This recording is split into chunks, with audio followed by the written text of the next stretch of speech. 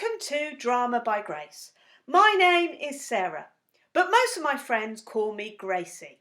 And I hope by the end of this first mini workshop that you will feel relaxed enough to be able to call me Gracie too. Although you can call me what you want.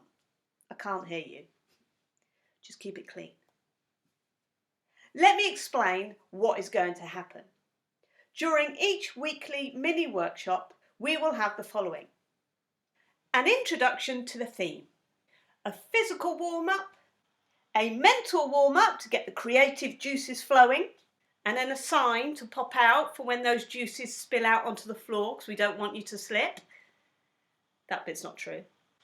And then the main part of our session called Under the Spotlight. And then show and tell. The workshops have been designed for you to be able to do them in your own setting. So you can do the activities on your own, with another child, with an adult. Do it with a cuddly toy, whatever works for you. So without further ado, let's crack on. Now understandably, you might be feeling a little bit restricted and contained at the moment. I get that. But the great thing about using drama and your imagination is that you can be whoever you want to be. You can go wherever you want to go. And in particular, that's what we're going to be looking at today. Making a drama out of the ordinary and hopefully sparking up that message that your creativity is limitless. So let's start with our physical warm-up. Now, it can be a little bit tricky to make choices in life sometimes, can't it? Like, I don't know, who's going to empty the dishwasher?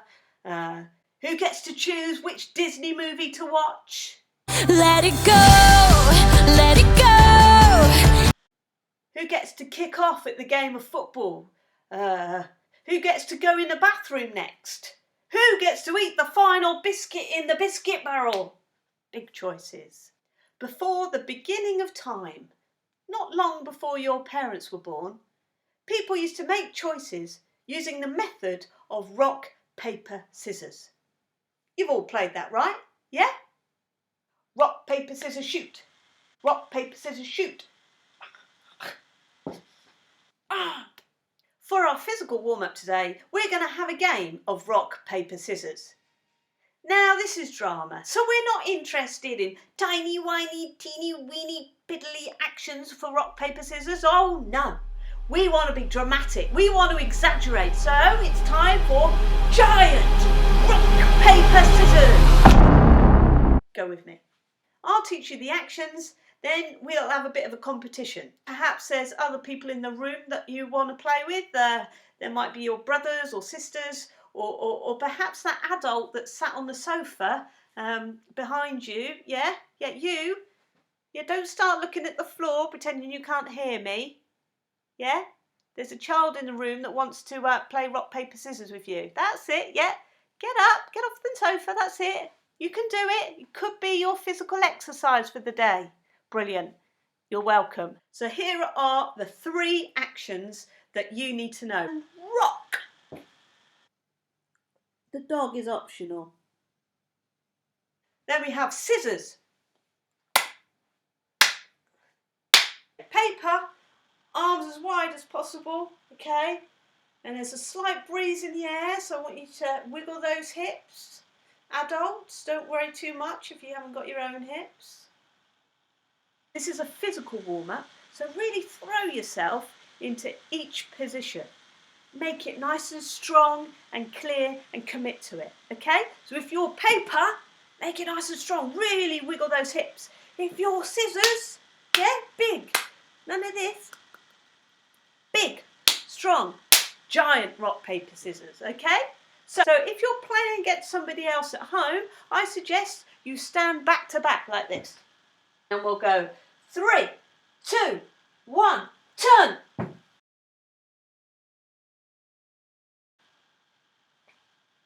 And they won because they were paper. If there's more than 2 of you who wants to have a go, then brilliant. Why not turn it into a competition? Whoever loses swaps with the other person, okay? And they play the previous winner. Does that make sense? Give it a go.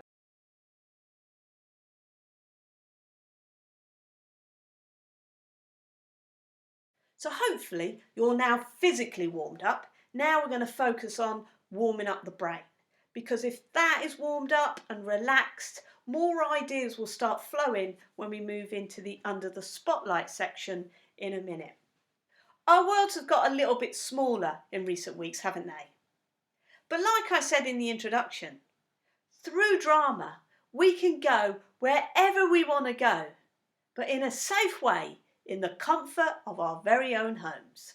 I want to encourage you in this next activity to invite the whole world and everything in it into your room. All you need is a little imagination. If you don't mind, I'm going to go and pop out, only to the doorstep. I'm not going out the house. I'm just going to go and get a box. It's delivered earlier. It's got everything in the world in it. So it's a little bit heavy, so it might take me some time. Okay, excuse me.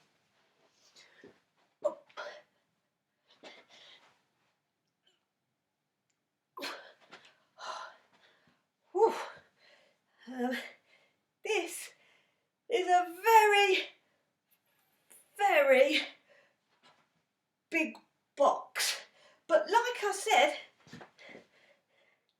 it's got everything.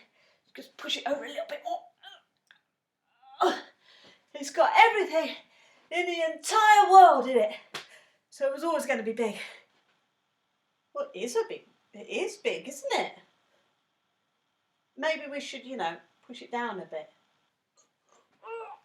Oh, that's better. Like I said, there is everything in the entire world inside this box.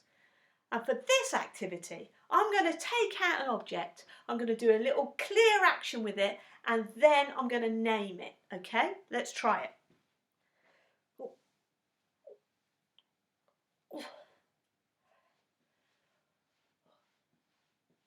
An umbrella. The next object I take out is not allowed to be connected in any way to an umbrella. Are you ready? I've got it, careful.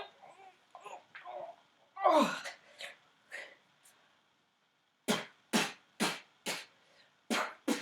A punch bag.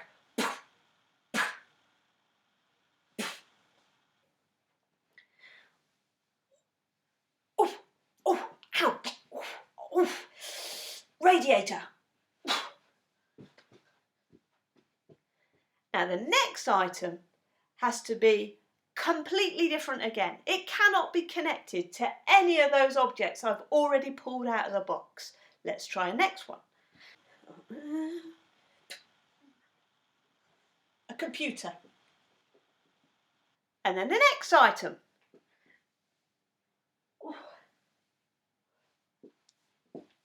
A ladder. So you've got the opportunity to have another competition here. If you're with somebody else in the room, stand opposite that person and imagine that everything in the entire world is at your feet. And you're going to take objects out and you're going to name them. And remember, they cannot be connected to the previous thing. For example, you wouldn't want to go knife, fork, spoon, because they're all connected. Totally unconnected items. And this is really trying to get your brain in gear to think creatively rather than logically. If you're on your own, you can play this too, and you can still have an element of competition. Pop a timer on, see how many objects you can pull out of the box that are unconnected, say in a minute, okay? And try and remember how many you get, all right? And then try again in another minute and see if you can get more items out. Remember to think big with your actions. You've already warmed up with that, with rock, paper, scissors. And also remember, there is everything in the entire world in that box.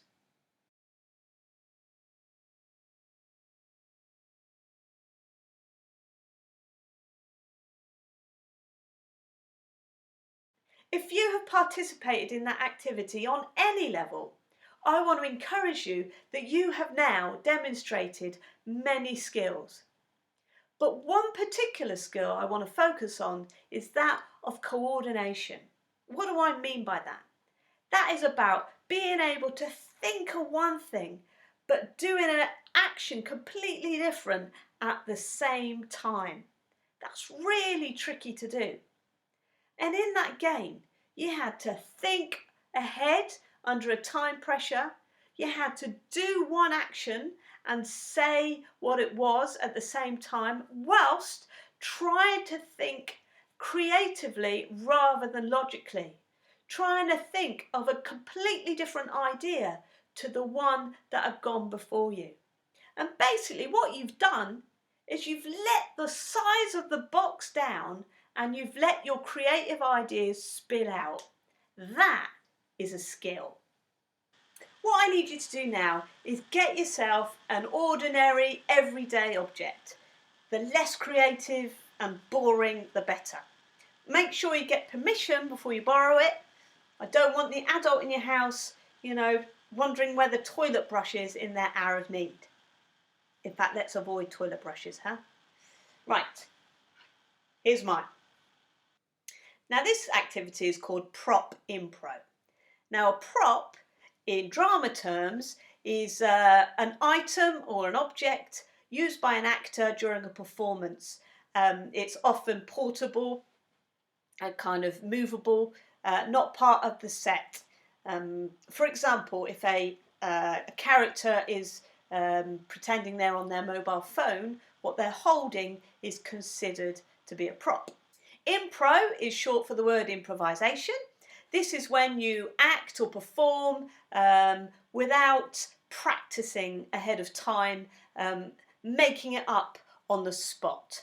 So this game, prop, impro, combines those two elements of acting. The prop I've chosen is a coat hanger. But for this activity, I'm going to act with it and turn it into everything but a coat hanger. Now I can make sound effects, I might say a line, just to give you some clues as to what I'm using it for. And I want you to think with your item, with your object, how there's many different ideas and many different ways that you can act with it to turn it into something that it is not. Now, very much like we've already shown in our previous activities, make every action that you do really clear, commit to it, okay? Really throw yourself into it, and then that will help communicate a little bit more how you're acting with your prop. So I'm going to act with it, and then you are going to guess what it is. A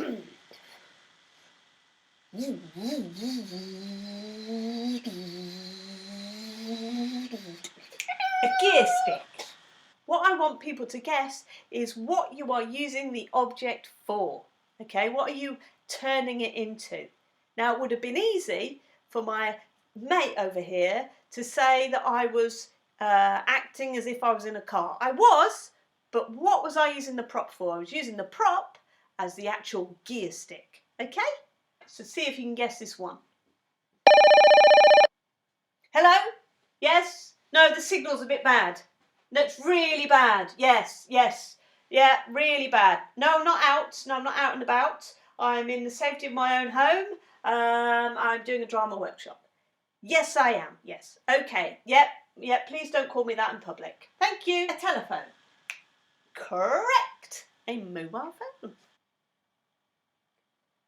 Running. Fire. Oof. Yes. Good shot. Your turn.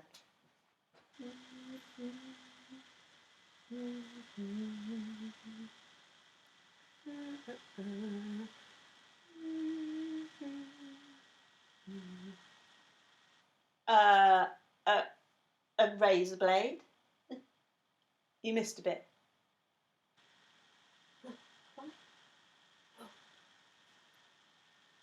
Need to get that beard sorted. So now it's your turn. You get your object and you act with it in as many different ways as possible. You can have another competition if you want, if you're not fed up with each other. Or if you want to do it on your own, set that timer. See how many ways you can act with this prop in 1 minute. But remember, it can be anything but what it is.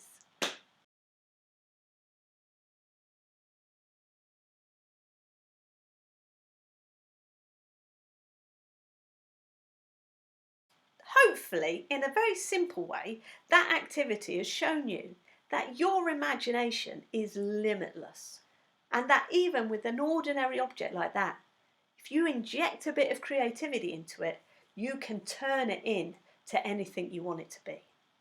So now we move into our under the spotlight.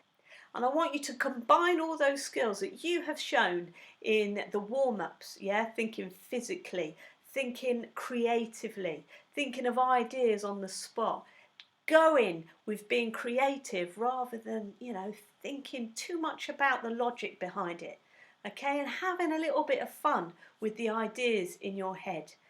And also using the ordinary stuff around you to create those ideas. There are two options you can choose from for our Under the Spotlight activity.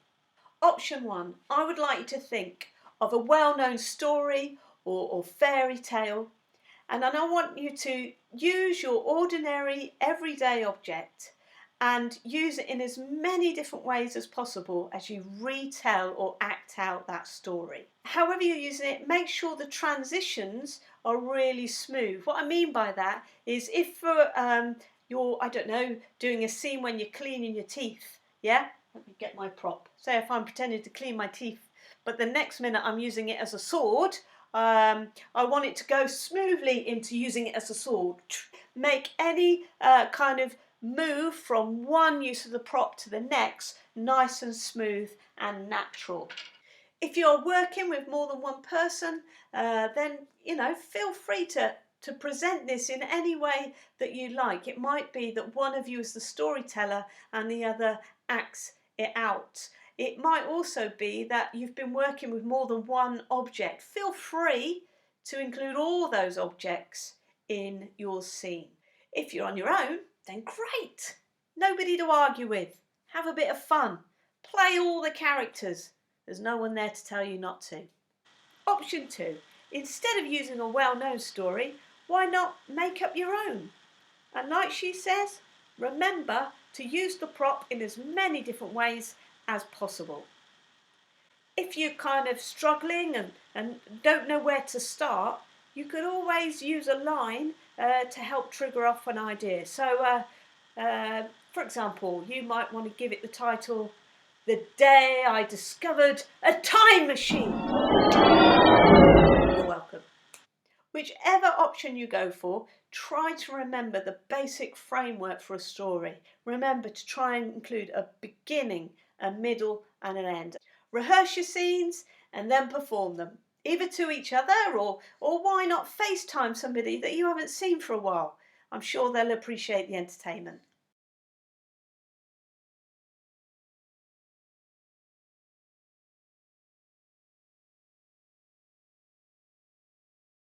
I get really inspired when I see other people tapping into their creativity. And I think it would be brilliant if others could see your ideas too. So I want to encourage you to get involved in our show and tell. You could do this in various ways. You might want to film your scene that you've put together. You might want to just simply take photographs of the session and maybe label it or write a sentence that you've saying something that you've enjoyed or something that you've learnt from today's session. Or you might want to, instead of taking a video, you might want to script your scene and send that as a little Word document. Anything that shares a snippet of your work that you've done today, I think is worth celebrating and sharing with other people. Like I said earlier, there are some important safety things that we need to do, and I need to get permission for that to happen to then share on Drama by Grace. But I will share that information with the adults in your house, and hopefully we'll be able to do that in a safe way. Time is up for Drama Week 1, but we want to say thank you for your involvement. And we think the best way to do that in terms of drama is to show it through a bow. I'm going to teach you 3 ways that you can do a bow. Number 1 is the offering of the cucumbers. Cucumbers in hand, offer them out.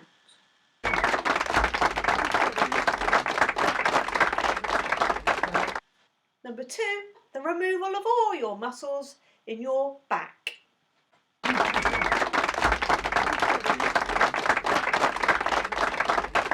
If there's a group of you taking a bow, you would often hold hands with the person next to you, stand in a line, and you would be doing the showing off of the armpits.